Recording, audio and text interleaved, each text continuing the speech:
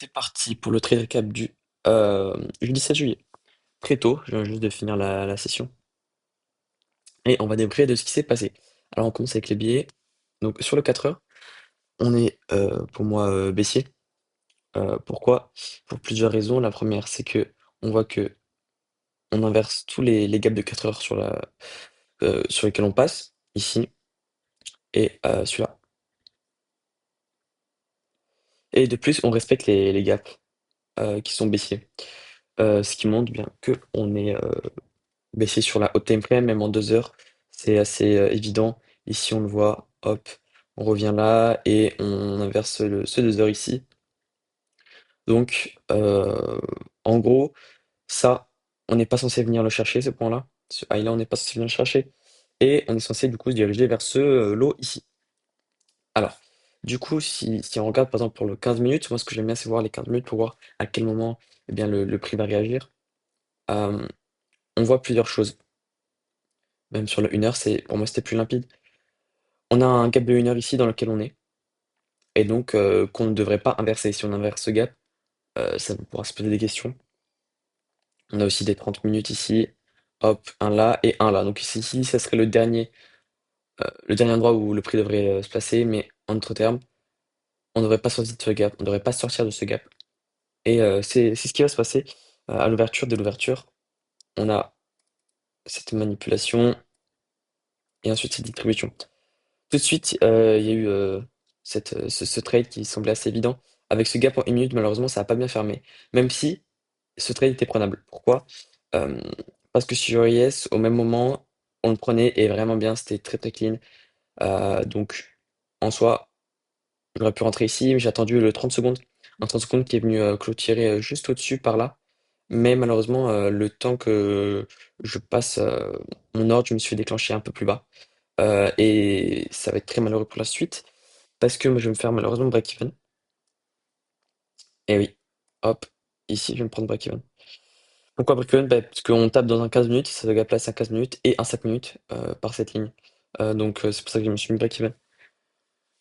Et c'est dommage parce que si par exemple j'étais rentré là, eh ben, j'aurais eu tout de suite mon 1 pour 1 très facilement. Donc c'est dommage. C'est franchement dommage. Je suis vraiment passé à euh, pas grand-chose de l'avoir. Mais c'est pas grave parce que le marché m'a donné une autre opportunité juste après, qui est sur le 5 minutes. On voit ici que euh, sur le 5 minutes, on a encore un gap là, qu'on va venir. Je vais le marquer ici, pour que ce soit plus clair. Ce gap ici, on va enlever ça, hop. Donc, ce gap-là, pour moi, s'il est inversé, on va aller directement inverser l'eau. Pourquoi?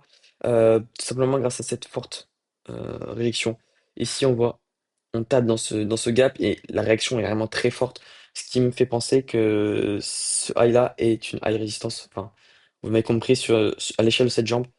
Donc, pour moi, je vois pas le prix aller plus haut. C'est pour ça que quand on inverse ce gap, je voue une extrême confiance en ce trade et je place ce trade-là. Et cette confiance me permet de ne pas chercher un point, euh, même si ça en est presque un.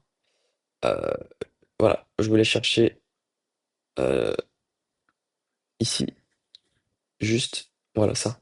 Je voulais juste venir chercher ça. Et j'ai été encore une fois ici. Je suis rentré un peu plus bas. Voilà, c'était ça, j'y devais avoir 1,87 il me semble. Voilà. C'est comme ça le trade que j'ai placé. Euh, Pourquoi je l'ai pas pris un pour un? Parce que franchement, j'ai été hyper frustré par ce trade parce que je l'ai misé beaucoup et j'étais à deux doigts de faire beaucoup de profit, le max que je peux faire pour respecter ma consistency. Donc j'ai été vraiment très très frustré. C'est très dur pour moi que je vois de l'argent que j'aurais pu faire partir en fumée. C'est, c'est, C'était franchement dur.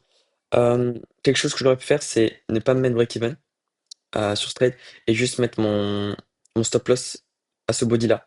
Parce qu'il y avait encore ce gap qui me protégeait. Donc au pire des cas, j'aurais perdu 100 dollars, c'était pas très grave, mais j'aurais pu assurer un gros trade par la suite. C'est pas grave. Le trade après a été réussi. J'ai fait confiance à tout ça. On est revenu, on a respecté ce cap en 1 minute. Donc dès qu'on est repassé, dès qu'on a pris ce lot ici, je me suis mis comme ça, hop. Et puis après, dès qu'on est passé, mon point de break-even était celui-là. Mais encore une fois, je voulais pas faire la meilleure qu'avant. Donc je me suis dit que j'allais me mettre au body ici parce qu'il y avait un gap qu'on avait créé. Donc j'ai attendu, on est revenu taper dans ce gap et cette fois, on est venu chercher, je suis mis break-even ici. J'ai même descendu euh, mon stop loss ici et on est venu chercher mon TP. J'aurais pu effectivement le mettre en 1 pour 1, mais j'avais peur d'une réaction très forte à ce minute, pardon, à ce lot. Donc je voulais juste sécuriser mon profit. J'avais déjà eu de grandes émotions avec ce trade qui était franchement très dommage. Une très mauvaise entrée, mais c'est pas grave. Donc voilà. Il y avait aussi un autre trade, c'était ce long là. Hop, c'était. Il y avait deux longs même. Un ici, que j'ai regardé juste après, mais dans lequel je suis pas rentré évidemment. Ça servait à rien pour moi de rentrer sur ça. C'était pas du tout le but. Euh, Hop. Il y avait ce long là en un point qui marchait. Vous voyez. Donc prise de liquidité avec ce lot, inversion de la BG en 1 minute, prise de TP. On est revenu chercher le lot et ensuite il y a un long ici. Pour moi, ça marchait aussi. Et on vient chercher le TP assez facilement.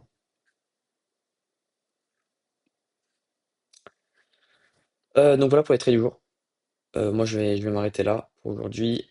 Évidemment, j'ai pris mon TP. Ça sert à rien que je trade encore plus. Voilà. Donc, où est-ce qu'on en est sur l'évaluation? Bon, on peut voir que je suis assez content cette semaine. On a eu pas mal de consistance, pas de grosses pertes. Donc, je suis à 25 647. Dommage pour lui, j'ai pas pu gagner beaucoup.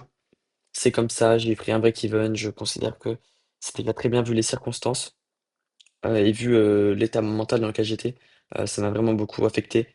Donc, pas de regret par rapport à cette petite victoire, entre guillemets, pour une journée qui pour moi était facile. Ensuite, il me reste 604 $ à faire.